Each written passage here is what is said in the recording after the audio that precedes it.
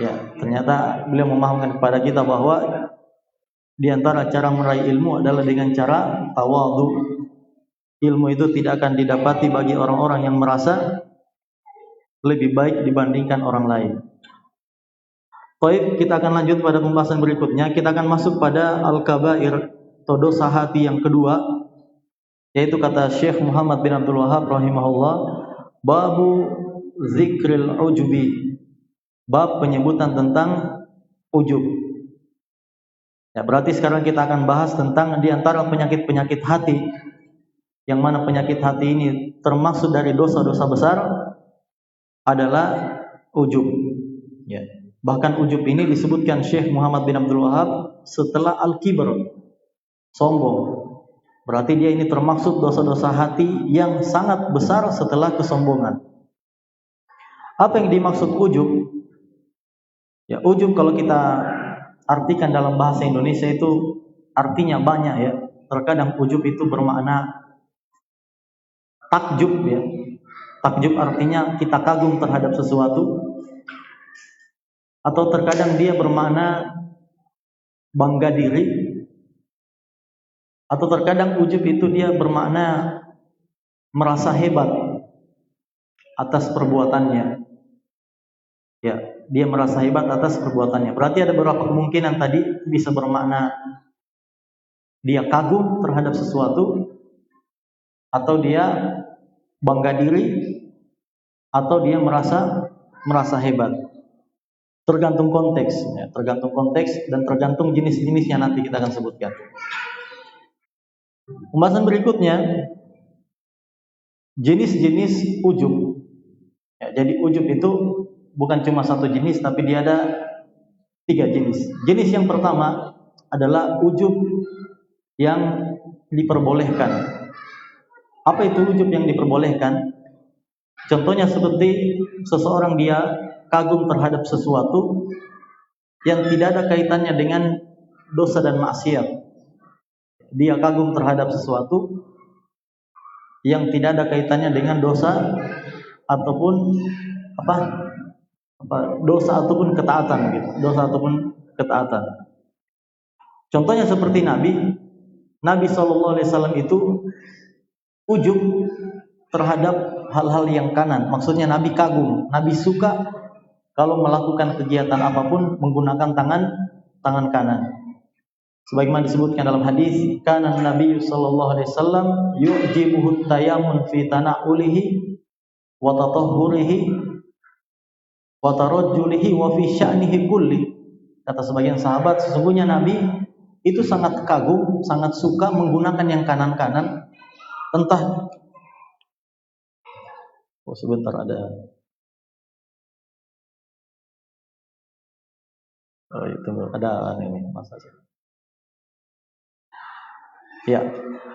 Kata sebagian sahabat, sesungguhnya Nabi itu kagum atau suka menggunakan yang kanan-kanan, entah ketika bertoharo, memakai sendal ataupun bersisir dan segala hal-hal yang lain.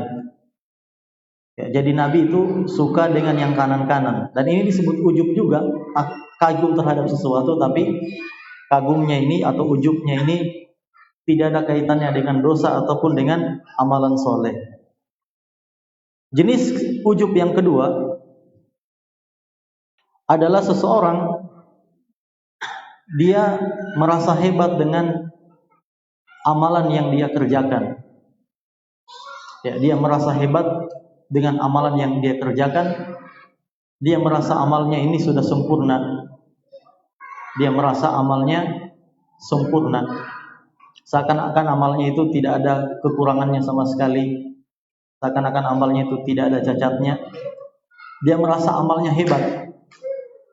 Contohnya seperti dia habis sholat, dia rasa bahwa sholatku ini sangat mantap, ini sholatku sangat bagus. Atau misalnya orang habis sodako, dia sodako kepada seseorang, dia mengatakan ini sodakoku ini sangat membantu orang lain. Dia merasa hebat dengan amalan yang dia kerjakan.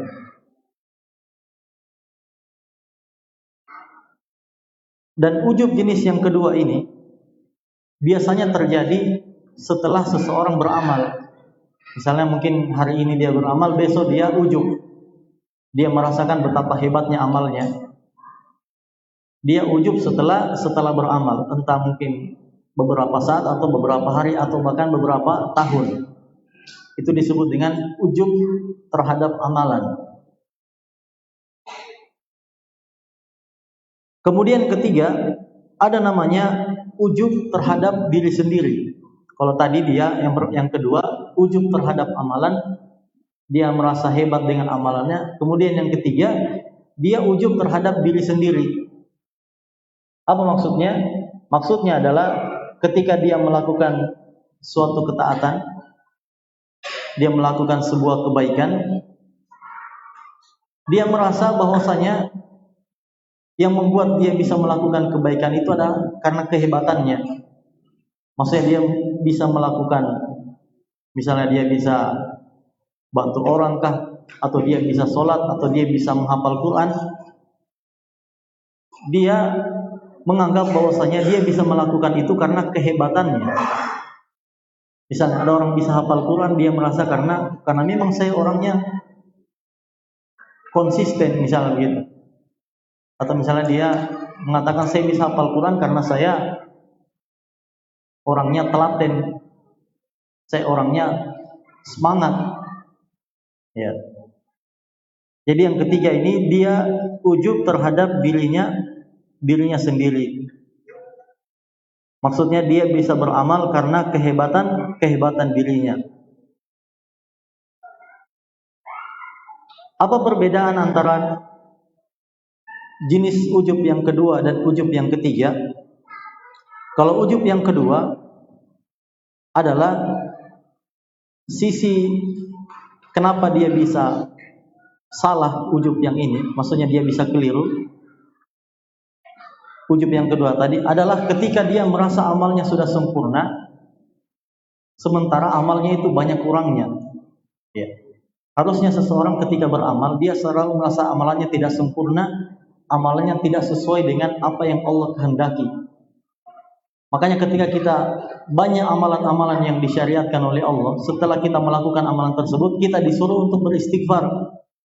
Menunjukkan apa? Sebaik apapun kita beramal, pasti ada saja kekurangan di dalam amalan kita. Contoh misalnya, di sini, apakah di antara kita ada yang bisa sholat dengan kekhusyuan 100%? Jawabannya tidak ada, pasti ada kurangnya. Ya, apalagi misalnya ibu-ibu. Ibu-ibu itu maksudnya manusia paling sulit khusyuk ketika sholat adalah ibu-ibu. Karena ibu-ibu banyak sekali diingat kalau sholat. Ketika dia takbir Allahu Akbar, apakah sudah dikasih mati kompor? Ya, di mana mi anakku ini? Di mana mi ini suamiku? Sisa berapa uang? Misalnya gitu. Banyak diingat oleh ibu-ibu. Sulit khusyuk. Sama juga kita. Allahu Akbar, aduh ngopi di mana sebentar malam? Sebenarnya lagi sholat lain diingat. Apalagi sebagian ulama menyebutkan di antara tempat syaitan itu bersungguh-sungguh di dalam melalaikan manusia dari ibadah adalah ketika sholat. Makanya terkadang ketika sholat itu banyak benda-benda hilang kita bisa ingat. Lagi sholat, lagi Al-Fatihah, oh saya ingat nih kunciku di mana saya taruh.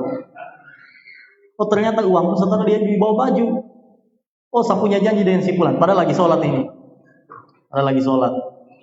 Intinya kita ini ketika dalam beribadah pasti banyak kurangnya. Banyak saja kelalaian yang kita kerjakan. Makanya di dalam sholat kita diperintahkan setelah sholat, apa kita baca pertama? Kita disuruh istighfar. Menunjukkan bahwa sebanyak atau sebaik apapun kita beramal, pasti ada saja kurangnya. Makanya disebutkan sebagian sahabat, kanan Nabi sallallahu alaihi wasallam idzan sarafa min salatihi istaghfaru thalathan. Sesungguhnya Nabi apabila telah selesai dari melaksanakan sholat, beliau beristighfar sebanyak 3 kali, langsung istighfar. Sebagai contoh, kalau kita ini ketika sholat, jangan kita merasa sholat kita ini sudah sempurna, sudah beres ini sholatku.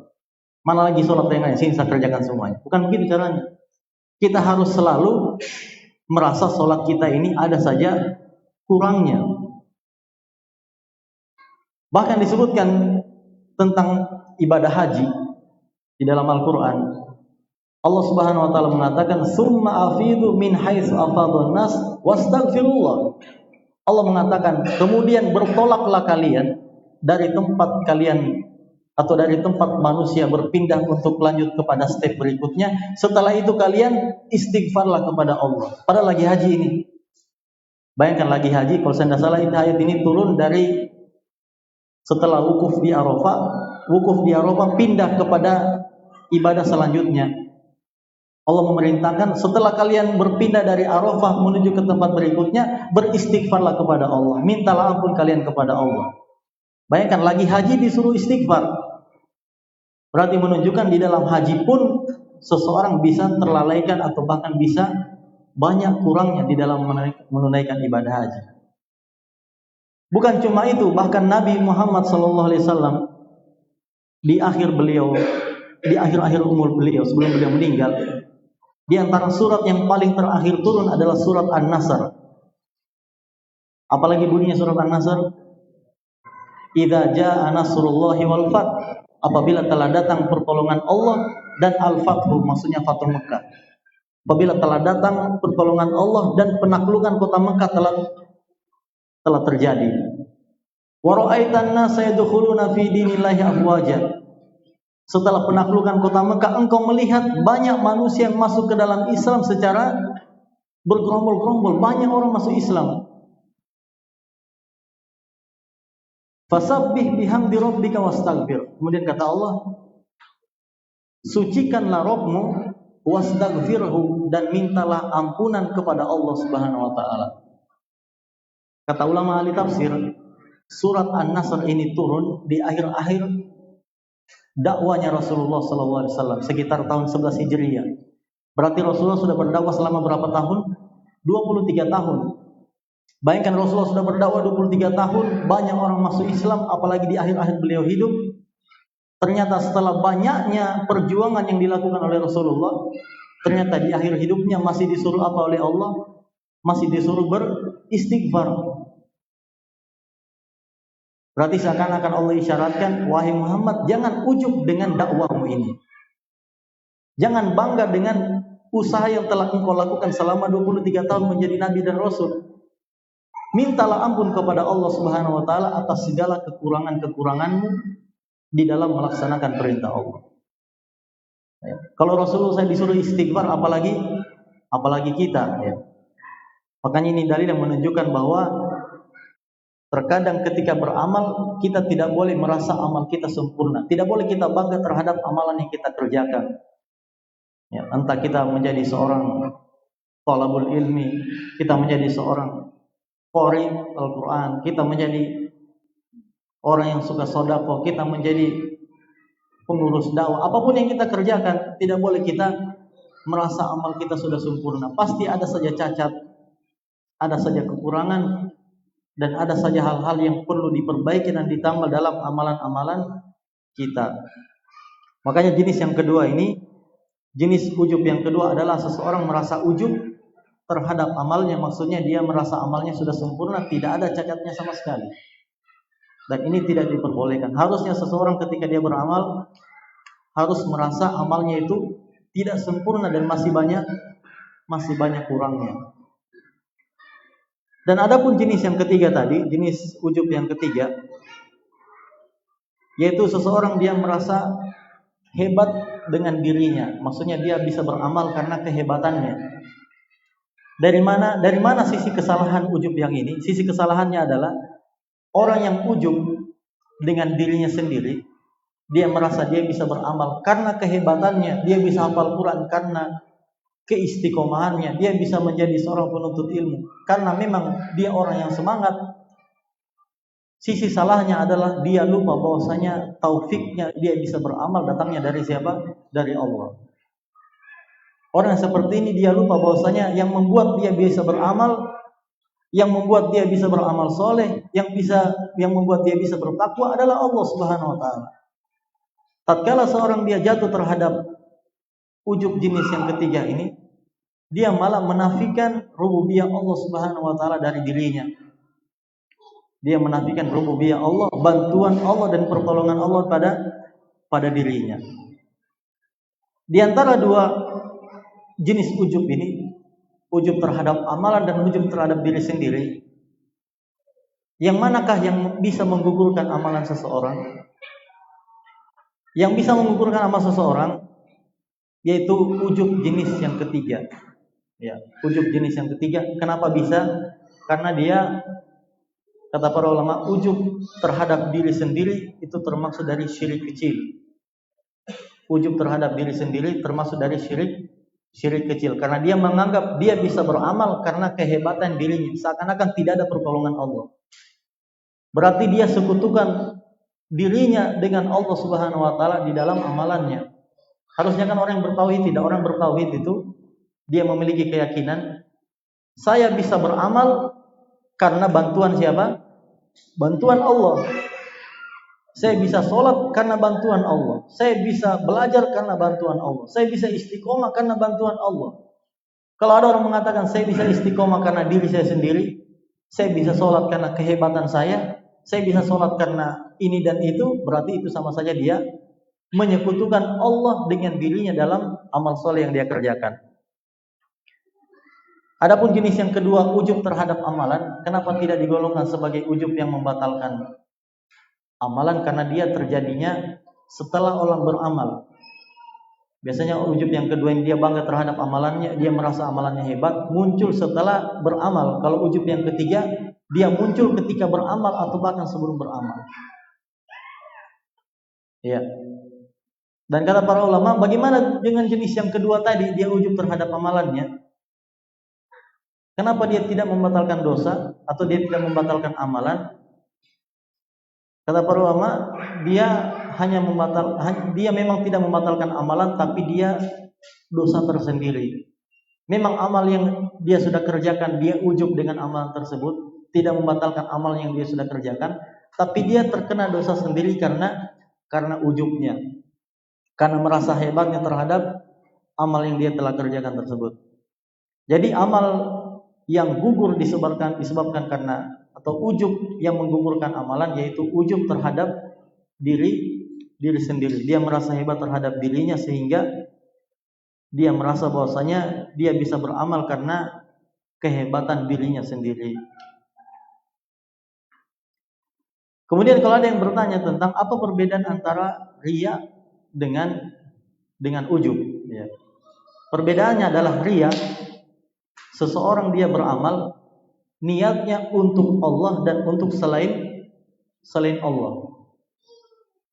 Riya itu dia beramal untuk niatnya ini untuk selain Allah dan untuk Allah. Sedangkan ujub dia bisa beramal karena kehebatan dirinya, dan boleh jadi dia masih merasa ada bantuan dari Allah tapi sedikit, lebih banyak bakatnya atau lebih banyak kehebatannya. Persamaannya antara riya dengan ujub. Riya dan ujub ini sama-sama syirik, sama-sama menyekutukan Allah, tapi perbedaannya adalah kalau riya dia menyekutukan Allah pada niat.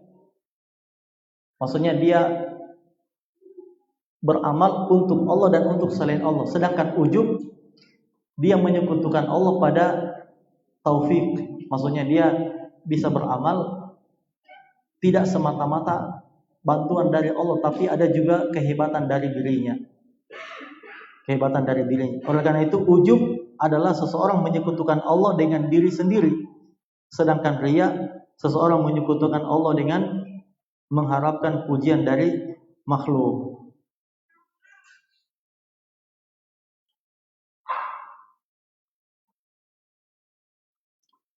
Apa dampak buruk orang yang riya dan dampak buruknya orang yang ujub?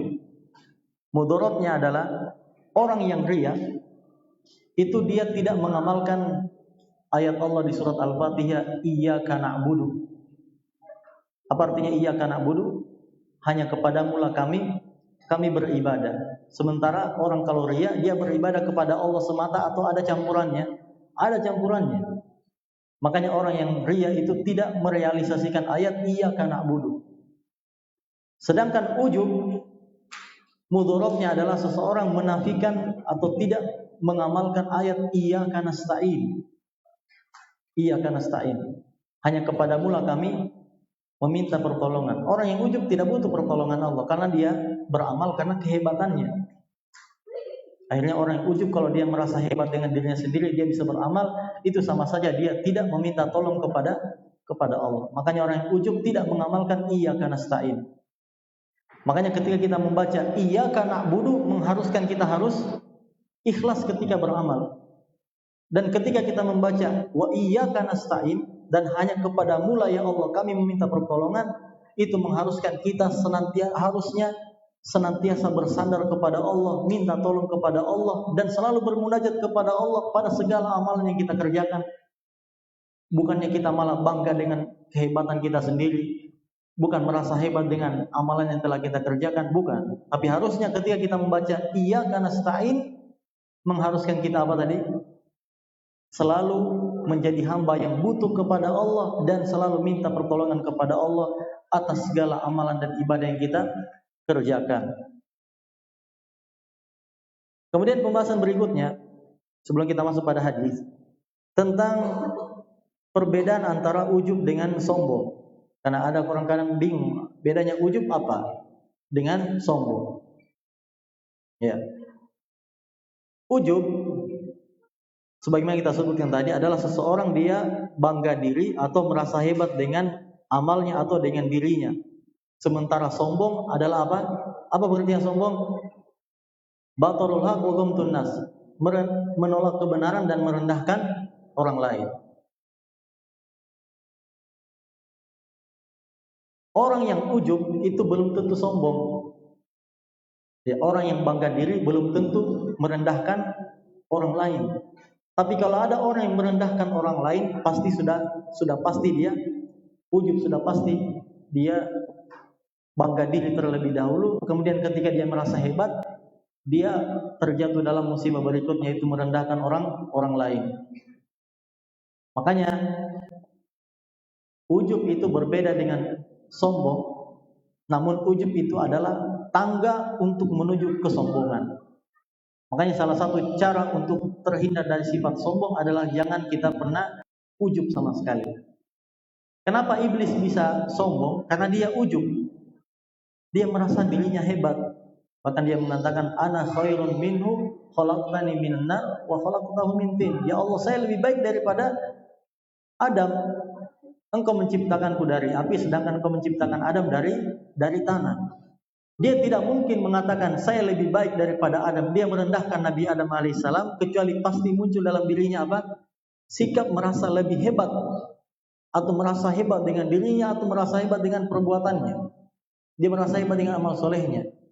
Sehingga karena dia selalu merasa hebat, bangga diri, dia merasa tinggi, akhirnya dia terjatuh pada dosa yang lebih besar daripada itu, yaitu dia sombong. Jadi ujub itu adalah seseorang bangga terhadap dirinya, sedangkan sombong adalah seseorang merendahkan orang lain. Dan ujub itu adalah tangga untuk menuju kesombongan. Disebutkan oleh sebagian ulama, diantaranya Imam Al-Qurtubi rahimahullahu taala, beliau menyebutkan ada sebuah keadaan yang dimana seseorang dia merasa bahagia dengan amalnya, tapi tidak masuk dalam golongan ujub. Berarti ada terkadang keadaan seseorang seperti dia ujub, tapi ternyata pada hakikatnya dia tidak ujub.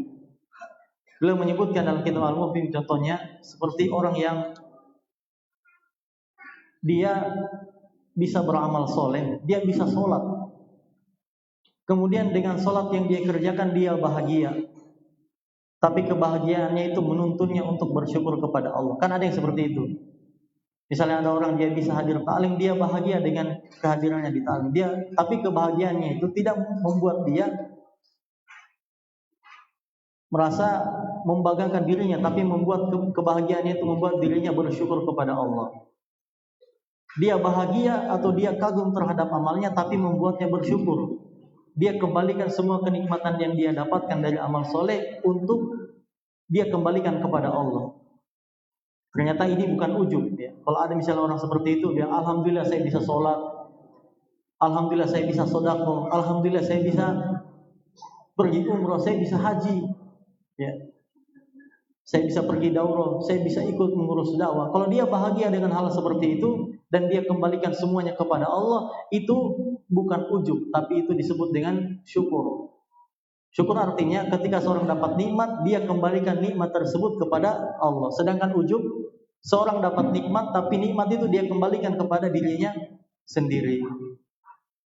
Ya, makanya apabila seseorang dia berbahagia terhadap amal yang dia kerjakan, tapi dia kembalikan kepada Allah, itu disebut dengan syukur, bukan ujub.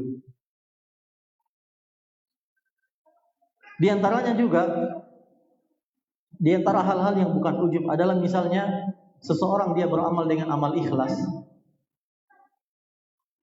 Berarti kalau ikhlas dia tidak mengharapkan pujian orang. Dia memang beramal semata-mata untuk Allah, tapi ternyata setelah dia beramal, orang melihat amalannya dan orang lain memuji, dan dia tidak mengharapkan pujian tersebut.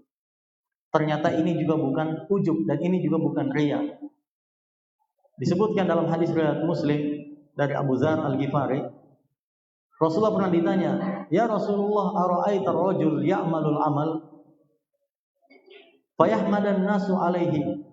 Wahai Rasulullah, bagaimana menurutmu tentang seseorang yang dia melakukan suatu amalan, tentunya dia melakukan amalnya ikhlas karena Allah, akan tetapi orang lain memuji amalnya tersebut. Ya, apakah ini ujub atau apakah ini riya? Kata Rasulullah, tilka ajlul busyra lil mu'min. Pujian orang terhadap seorang yang beramal ikhlas karena Allah, itu merupakan berita gembira yang Allah segerakan bagi orang yang beramal tersebut. Subhanallah. Berarti kalau ada orang misalnya dia beramal soleh, amal soleh apapun, mungkin dia hafal Quran kan, mungkin dia misalnya ya banyaklah amalan, kemudian dipuji oleh orang lain dan dia pada asalnya beramal tidak mengharapkan pujian itu, ternyata kata Nabi itu merupakan berita gembira dari Allah untuk mukmin tersebut.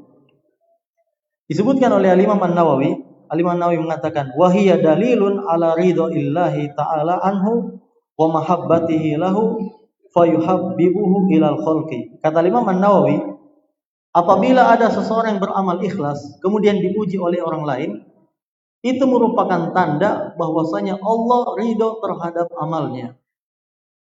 Dan itu tanda Allah cinta kepadanya, sehingga ketika Allah cinta kepadanya, Allah menjadikan makhluk cinta kepada orang tersebut. Subhanallah. Berarti kalau ada orang memang dia ketika beramal asalnya ikhlas tapi dipuji orang, itu tanda, bahkan kata Ibnu Rajab di syarah berikutnya, Ibnu Rajab mengatakan itu tanda Allah terima amal solehnya. Kalau dia beramal ikhlas tapi dipuji oleh orang lain. Jadi tidak semua pujian yang dilayangkan kepada seseorang itu tanda dia riya. Boleh jadi bukan. Boleh jadi memang Allah yang menjadikan orang lain untuk memuji orang tersebut karena Allah sudah cinta kepadanya sebab karena amalannya, dan Allah sudah menerima amal soleh hamba itu. Makanya Nabi SAW bersabda dalam satu hadis, "Manil tamasa ridallah bisakhatin nas radhiyallahu anhu wa arda anhun nas." Kata Nabi, barang siapa yang mencari ridha Allah meskipun membuat manusia murka, Allah akan ridho kepadanya dan Allah akan membuat seluruh manusia ridho juga kepadanya. Nah, inilah manfaat yang diraih oleh orang-orang yang ikhlas. Orang yang ikhlas itu meskipun terkadang dia melakukan suatu amalan dibenci oleh orang lain, apabila dia beramal karena ikhlas karena Allah, Allah akan cinta kepadanya. Bahkan bukan cuma itu, Allah akan membuat seluruh manusia juga cinta kepada orang itu. Di antaranya adalah orang lain memuji amalannya. Ya, tapi jangan sampai gara-gara hadis ini kita baca, di antara tanda diterimanya amalan ada ketika kita dipuji oleh orang lain, malah kita beramal lain tujuannya lagi. Kita malah beramalnya untuk dipuji orang, itu salah itu. Harusnya ketika kita beramal, kita usahakan semua niat kita karena Allah dan tidak mengharapkan sedikit pun pujian dari manusia, dan andai kata pun dari amalan kita dipuji oleh orang lain, semoga kita berharap itu tanda-tanda amal soleh kita diridhoi dan diterima oleh Allah Subhanahu wa taala. Kita masuk pada dalil-dalil yang disebutkan oleh Syekh Muhammad bin Abdul Wahhab rahimahullahu taala. Dalil yang pertama, beliau menyebutkan tentang sebuah ayat di surat Al-Ma'arij. Allah Subhanahu wa taala berfirman, "Walladzina hum min azabi rabbihim musyfiqun." Allah Subhanahu wa taala berfirman, dan orang-orang yang beriman itu mereka adalah orang-orang yang senantiasa takut kepada Allah Subhanahu wa taala. Orang-orang yang beriman itu adalah mereka orang-orang yang senantiasa takut terhadap azab Allah Subhanahu wa taala. Disebutkan dalam Asbabun Nuzul tentang tafsir ayat ini, ketika ayat ini turun, Aisyah radhiyallahu taala anha bertanya kepada Nabi sallallahu alaihi wasallam, "Wahai Nabi, kenapa orang-orang soleh itu mereka takut kepada Allah Subhanahu wa taala? Apakah mereka takut karena mereka banyak melakukan dosa di zaman dahulu, atau mereka melakukan banyak kemaksiatan, atau mungkin ada hal-hal lain yang mereka lakukan sehingga mereka selalu takut kepada Allah?" Ternyata Nabi mengatakan tidak. Bahkan orang soleh itu di antara ciri-cirinya adalah mereka orang-orang yang berpuasa atau beramal di siang hari, dan di malam hari mereka tidak tidur, mereka fokus juga beramal. Tapi kenapa mereka senantiasa takut kepada Allah? Itu tanda hati yang bersih. Maksudnya orang kalau hatinya bersih, sebanyak apapun amalan yang dia kerjakan, dia tidak pernah merasa puas dengan amalnya, dia tidak pernah merasa sempurna dengan amalnya. Harusnya amal apapun yang kita kerjakan, kita selalu menanamkan dalam diri kita rasa takut, rasa khawatir jangan sampai amal kita tidak sempurna dan amal kita tidak diterima oleh Allah Subhanahu wa taala. Makanya pelajaran yang bisa kita petik dari ayat ini terdapat pelajaran bahwa di antara ciri orang soleh, di antara cirinya orang beriman adalah orang beriman itu orang-orang yang senantiasa takut kepada Allah Subhanahu wa taala, bukan merasa hebat dengan apa yang mereka amalkan. Berarti di antara cara mengobati rasa ujub dalam hati adalah kita selalu menghadirkan rasa takut. Ya. Kalau orang dia beramal tidak ada rasa takutnya kepada Allah, pasti ujub. Ya, dia merasa amalnya sudah sempurna, amalnya tidak ada yang perlu lagi untuk diperbaiki, amalnya tidak ada yang kurang, sempurna. Tidak ada rasa takutnya kepada Allah, akhirnya membuat dia sulit untuk berubah karena dia merasa amal-amalnya sudah sempurna. Sedangkan orang beriman tidak. Orang beriman selalu menghadirkan rasa takut kepada Allah Subhanahu wa taala ketika beramal. Bahkan ketika dia selesai melakukan satu amalan, dia beristighfar kepada Allah. Di antara contohnya kisah Nabi Ibrahim alaihi salam dan kisah Nabi Ismail ketika mereka membuat Ka'bah, Baitullah, rumahnya Allah Subhanahu wa taala, rumah ibadah. Allah Subhanahu wa taala mengatakan, "Wa idh yarfa'u Ibrahimul qawa'ida minal baiti wa Ismailu rabbana taqabbal minna innaka antas samiul alim." Allah mengatakan, tatkala Ibrahim mengangkat batu bata untuk menyusun bangunan Ka'bah bersama Ismail, setelah mereka mengangkat batu bata Ka'bah itu, mereka mengatakan, "Rabbana taqabbal minna." Bayangkan, Nabi Ibrahim lagi bikin apa? Lagi bikin Ka'bah, Baitullah, rumah ibadah. Tapi setiap selesai mengangkat batu bata yang disusun, mereka malah mengatakan, "Rabbana taqabbal minna." Ya Allah, terimalah amalan-amalan kami. Padahal mereka sedang membangun rumah Allah atas perintah Allah dan juga karena Allah Subhanahu wa taala. Tapi dengan banyaknya atau luar biasanya amal yang mereka kerjakan, mereka masih mengatakan, "Rabbana taqabbal minna." Ya Allah, terimalah amal soleh kami. Makanya berdasarkan ayat ini, sebagian ulama mengatakan, di antara hal yang disunnahkan setelah kita beramal, kita berdoa kepada Allah, "Rabbana taqabbal minna." Ya Allah, terimalah amalan kami. Jangan habis beramal, oh sudah selesai saya beramal. Pasti diterima ini karena sudah mantap tadi saya baca. Nah, bukan begitu. Apalagi kalau misalnya ada orang sholat malamnya dari jam 10 sampai jam 3 subuh. Kemudian dia merasa, tidak usah diminta, pasti ini diterima oleh Allah ini. Apakah benar begitu? Tidak. Harusnya malah semakin besar amal yang kita kerjakan, harusnya kita semakin tawadhu, kita semakin meminta kepada Allah agar amalan kita diterima oleh Allah Subhanahu wa taala. Makanya di antara cara untuk mengobati penyakit ujub adalah menghadirkan rasa takut kepada Allah tatkala beribadah. Di antaranya kita selalu meminta kepada Allah agar ibadah kita diterima oleh Allah Subhanahu wa taala setiap kali kita merasakan atau setiap kali kita melaksanakan ibadah.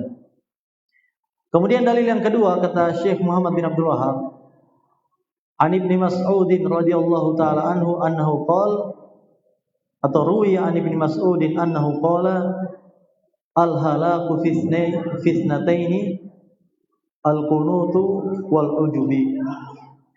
Diriwayatkan dari Ibnu Mas'ud radhiyallahu taala anhu, beliau mengatakan al-halaku fitnatain, kebinasaan itu pada dua perkara. Al-qunut yaitu merasa putus asa dari rahmat Allah, kemudian al-ujub yaitu bangga diri. Ya, kenapa al-Imam atau kenapa sahabat Ibnu Mas'ud mengatakan kebinasaan itu pada dua perkara, di antaranya ujub? Karena orang itu kalau ujub, dia merasa hebat dengan dirinya atau dia merasa hebat dengan amalnya.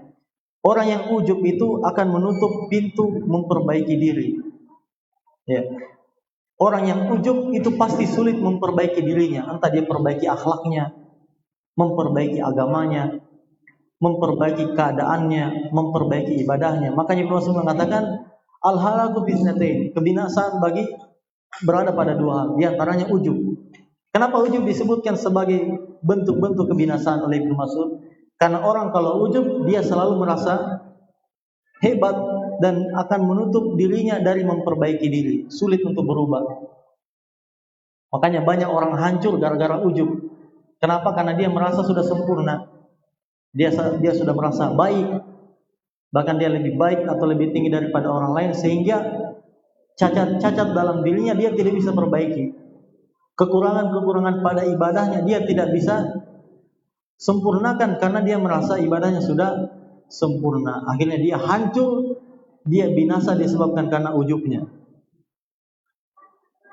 Kemudian kata Syekh Muhammad bin Abdul Wahhab rahimahullah, An Abi Bakrata anna rajulan Zukira inna Nabi sallallahu alaihi wasallam fa athna alaihi rajulun khairan. Dari Abu Bakrah beliau mengatakan ada seseorang yang diceritakan di sisi Nabi, kemudian orang lain ini dipuji oleh orang lain. Berarti ada orang yang dipuji di hadapan Nabi. Kemudian Nabi mengatakan, waihak qata'ta unuqa sahibik. Celakalah engkau telah memenggal leher saudaramu. Kemudian kata Abi Bakr, raddadaha miraran. Rasulullah mengulanginya beberapa kali. Maksudnya Rasulullah mengatakan, kau telah memotong leher saudaramu, kau telah memotong leher saudaramu. Summa qala, kemudian Rasulullah bersabda, in kana ahadukum madihan la mahalata falyaqul ayah ahsabu fulanan kadza wa kadza in kana yara annahu kadzalik wa hasibuhu Allah wala uzaki 'ala Allahi ahadan, rawahu Bukhari wa Muslim. Rasulullah mengatakan, jika salah seorang di antara kalian harus memuji, maka hendaklah dia mengatakan, menurut sangkaanku si fulan itu begini dan begitu. Menurutku si fulan begini dan begitu. Jika ia benar-benar melihatnya demikian, wa hasibuhullah. Kalau memang dia melihat seseorang memang melakukan satu kebaikan, maka yang akan menghisapnya nanti, yang mengetahui hakikatnya adalah Allah. Wala uzaki 'ala Allahi ahadan, dan aku tidak mensucikan seorang pun di hadapan Allah Subhanahu wa taala. Hadis yang panjang ini memberikan pelajaran kepada kita ketika Nabi SAW mengatakan qata'ta unuqa sahibik, ketika ada orang yang memuji orang lain, Rasulullah mengatakan engkau telah memotong leher saudaramu. Hadis ini menunjukkan bahwa di antara sebab-sebab ujub adalah ketika seseorang terbiasa dipuji. Ya, ternyata ketika kalau kita puji orang lain di hadapan banyak orang, ternyata itu sebab yang menjadikan orang ujub, dia bangga terhadap dirinya atau dia bangga terhadap amalnya. Makanya ketika ada orang yang memuji orang lain, Rasulullah mengatakan apa? Qata'ta unuqa sahibik, engkau telah memenggal leher saudaramu, maksudnya engkau telah membunuhnya. Dengan pujianmu di hadapan orang lain, engkau telah membinasakan saudaramu ke dalam dosa ujub. Dan terkadang memang kita sering puji-puji orang lain di hadapan orang banyak. Mungkin dia kelihatannya tawadhu, tapi kita tidak tahu apa dalam hatinya. Boleh jadi kita puji seseorang menyebabkan orang itu dia bangga diri, dia merasa hebat amalnya telah dikerjakan, dia merasa kehebatan dirinya, akhirnya dia terjatuh dalam ujub. Kemudian dia terus-menerus di dalam ujub tersebut disebabkan karena pujian kita, berarti sama saja kita telah membinasakan orang tersebut disebabkan karena lisan kita, karena kita puji dia di hadapan orang. Berarti di sini menunjukkan bahwa di antara sebab-sebab ujub adalah ketika seseorang dipuji di hadapan orang lain. Makanya kalau kita mengkagum kepada orang lain, andai kata kita memang harus memujinya, Rasulullah mengajarkan kepada kita tentang bagaimana cara memuji.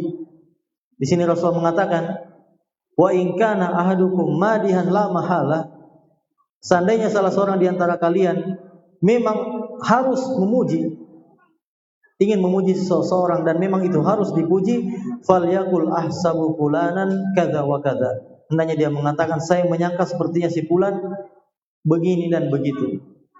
Maksudnya kita pakai kata-kata yang tidak melahirkan orang lain untuk bangga terhadap dirinya. Misalnya kita mengatakan, Masya Allah antum ini seakan-akan saya lihat sudah makin bagus. Nah, kalau kita mengatakan begitu kan tidak membuat orang lain mengangkat dirinya, tidak membuat orang lain ujub. Berbeda kalau kita mengatakan, wah antum sekarang sudah sangat istiqomah ya, antum sekarang sudah soleh, antum sekarang sudah bertakwa. Beda itu kalau kita mengatakan, kayaknya antum ini sudah, saya lihat sudah ada perubahan. Misalnya kayaknya antum, saya lihat sekarang tidak seperti dulu lagi. Ya, kita menghindari ketika memuji orang lain. Andai kata memang kalau perlu kita puji dengan kata-kata apa yang tidak memastikan kesucian seseorang atau kita tidak menjadikan seseorang menjadi baik secara mutlak. Tapi intinya tadi kata Nabi, ketika ada seorang yang dipuji, beliau mengatakan, waihak qata'ta unuqa sahibi, celakalah kamu, kau telah memotong leher saudaramu, menunjukkan bahwa di antara sebab-sebab ujub adalah terbiasa dipuji oleh orang. Masih bisa lanjut ini satu hadis? Masih bisa ya? Kemudian hadis yang terakhir, masih ada dua ya? Hadis keempat nanti kita lanjut pertemuan berikutnya. Hadis yang ketiga kata Syekh Muhammad bin Abdul Wahhab rahimahullahu taala, wali Ahmad bi sanadin jayyid anil Harits ibn Muawiyah qala qultu li Umar radhiyallahu anhu. Al-Imam Ahmad meriwayatkan dengan sanad yang jayyid dari Al-Harits ibn Muawiyah. Beliau berkata, qultu li Umar radhiyallahu anhu, aku berkata kepada Umar bin Khattab radhiyallahu taala anhu, inni akhsha, atau kata Al-Harits, innahum kanu yurawidunani alal qasas. Sesungguhnya Umar, orang lain sering mendorongku untuk berceramah. Maksudnya Al-Harits mengatakan, aku ini suka disuruh orang lain untuk berceramah atau berbicara di hadapan orang. Maka Umar berkata, inni akhsha in taqsus alaihim an tartafi'a fi nafsik. Kata Umar, aku khawatir jika engkau terbiasa berceramah di hadapan mereka atau berbicara kepada mereka, fatartafi'a fi nafsik, engkau merasa tinggi dalam dirimu, summa taqusu fatartafi'a, kemudian engkau berceramah dan engkau semakin merasa tinggi, hatta yukhayyal ilaika annaka fawqahum bimanzilati suraya, hingga terbayang dalam dirimu bahwasanya kedudukanmu di atas mereka seperti bintang suraya. Fayadha'akallahu tahta aqdamihim yaumal qiyamati biqadri dzalik, maka Allah akan merendahkanmu di bawah kaki-kaki mereka nanti pada hari kiamat sesuai dengan tingkat ujubmu kepada mereka. Ya, maksudnya asar ini menceritakan tentang Al-Harits ibnu Muawiyah, seorang tabi'in, yang mana dia mengeluh kepada Umar, wahai Umar, aku ini selalu disuruh oleh orang lain untuk tampil di depan, untuk tampil berceramah, untuk tampil menyampaikan nasihat. Maka Umar mewasiatkan, hati-hati untuk selalu tampil di hadapan orang. Karena kalau kamu terbiasa tampil di hadapan orang, itu bisa menjadikanmu untuk ujub, bisa menjadikanmu untuk merasa lebih baik, bahkan bisa menjadikanmu merasa tinggi melebihi orang-orang yang kau ceramahi. Ya. Berarti seakan-akan Umar mengatakan di antara sebab ujub juga adalah selalu sering tampil di hadapan orang banyak, apalagi banyak mendengar, banyak yang melihat, banyak yang datang. Ternyata keadaan-keadaan seperti ini dikatakan oleh Umar itu sebab-sebab orang ujub, orang merasa lebih tinggi daripada orang lain jika seseorang terus-menerus menonjolkan diri. Dan ini bukan terjadi di dunia nyata saja, bahkan di dunia maya pun, di media sosial sering seperti itu. Ya, orang ketika dia memposting sesuatu, tampil dilihat banyak orang, postingannya di-share banyak orang. Ini kalau sesuai dengan asal Ibnu Mas'ud, ini bisa mengantarkan seseorang kepada ujub. Apalagi ketika seseorang sudah terbiasa dengan postingannya di-like banyak orang, atau di-love banyak orang, di-share banyak orang, dikomentari banyak orang. Suatu ketika postingannya sedikit yang like, sedikit yang suka, bahkan tidak ada yang share. Kemudian dia merasa, aduh kenapa bisa ini? Biasanya banyak, kok tiba-tiba sedikit. Berarti sudah tertanam dalam hatinya sifat ujub. Berarti di sini seakan-akan Umar menjelaskan kepada Al-Harits bin Mu'az, ternyata selalu tampil di hadapan orang atau selalu menunjukkan diri di hadapan orang padahal tidak dibutuhkan. Ternyata itu diantara sebab-sebab seseorang terjatuh dalam dosa ujub, bangga diri. Bahkan di sini Umar mengatakan, "Fayadha'akallahu tahta aqdamihim yaumal qiyamati biqadri dzalik." Kalau engkau sudah terbiasa ujub, niscaya nanti pada hari kiamat Allah akan rendahkan dirimu melebihi di bawah kaki-kaki orang yang engkau merasa tinggi daripada mereka. Berarti ini juga seakan-akan Umar memberikan pelajaran kepada kita bahwa orang yang senantiasa ujub, orang yang senantiasa bangga diri, itu diantara sebab-sebab dia dihinakan oleh Allah Subhanahu Wa Taala pada hari kiamat. Kalau kita ingin mulia di sisi Allah, entah itu di dunia dan di akhirat, diantara caranya adalah kita tawadhu. Kita juga selalu meminta tolong kepada Allah. Kita tidak merasa amal kita karena kehebatan kita. Iya. Tapi kalau kita selalu merasa ujub, bangga diri, merasa hebat, itu diantara sebab-sebab Allah akan menghinakan kita, entah itu di dunia ataupun ketika di akhirat. Kemudian jemaah sekalian, sebagai penutup, apa nih, sambil waktunya antum sedikit? Bukan waktunya antum, waktu Isya ya. Dari pembahasan ujub ini kita mengambil banyak pelajaran bahwasanya hakikat seseorang itu tidak dilihat tentang bagaimana kondisinya di dunia. Hakikat seseorang itu akan muncul nanti tatkala di akhirat. Boleh jadi sebagian kita memang ada orang-orang yang Allah utamakan di atas orang lain. Ada sebagian kita mungkin yang ilmunya lebih banyak dibandingkan orang lain. Ada mungkin sebagian kita yang mungkin jabatannya lebih tinggi daripada orang lain. Kedudukannya di masyarakat lebih dihormati dibandingkan orang lain. Hartanya sebagian kita lebih banyak dibandingkan sebagian yang lain. Tapi apakah hakikat kita di dunia ini sama seperti nanti hakikat kita di akhirat? Jawabannya belum tentu. Boleh jadi nanti orang-orang yang kita rendahkan ketika di dunia, dia malah lebih mulia di sisi Allah Subhanahu Wa Taala karena hatinya lebih bersih. Boleh jadi orang-orang yang mulia di dunia yang kita lihat terhormat, yang kita lihat mulia, yang kita lihat banyak ilmunya, yang kita lihat sering bicara, yang kita lihat banyak dihadiri oleh orang lain. Belum tentu dia hakikatnya akan selamat, akan diridhai oleh Allah pada hari kiamat. Belum tentu. Karena hakikat seseorang nanti akan nampak nanti di hadapan Allah. Adapun di dunia kita tidak tahu. Boleh jadi ada orang mungkin kita lihat mulia kedudukannya di hadapan manusia, tapi ternyata di dalam hatinya banyak penyakit. Boleh jadi dia ujub, boleh jadi dia sombong, boleh jadi dia riya, boleh jadi dia sum'ah. Ternyata nanti di akhirat Allah bongkar semua kebusukan-kebusukan yang berada di dalam hatinya. Makanya dari pembahasan ujub ini kita tahu diri bahwasanya hakikat kita tidak dilihat di dunia, tapi hakikat kita nanti dilihat nanti di hadapan Allah Subhanahu Wa Taala. Makanya orang yang mulia itu di sisi Allah adalah orang yang paling selamat hatinya. Ya, bukan yang paling untung dunianya. Tapi orang yang bahagia yang sebenarnya adalah orang yang paling bersih hatinya dari segala penyakit hati, bukan orang yang paling banyak mendapatkan kenikmatan-kenikmatan dunia. Ya. Allah Subhanahu wa taala berfirman, "Yauma la yanfa'u malun wala banun illa man atallaha biqalbin salim." Hari kiamat adalah hari di mana harta dan anak-anak tidak lagi bermanfaat kecuali siapa yang datang kepada Allah Subhanahu wa taala dengan hati yang selamat. Ya, semoga faedah apa yang kita ambil pada kesempatan malam ini. Oh iya, tafadhol. Ada pertanyaan?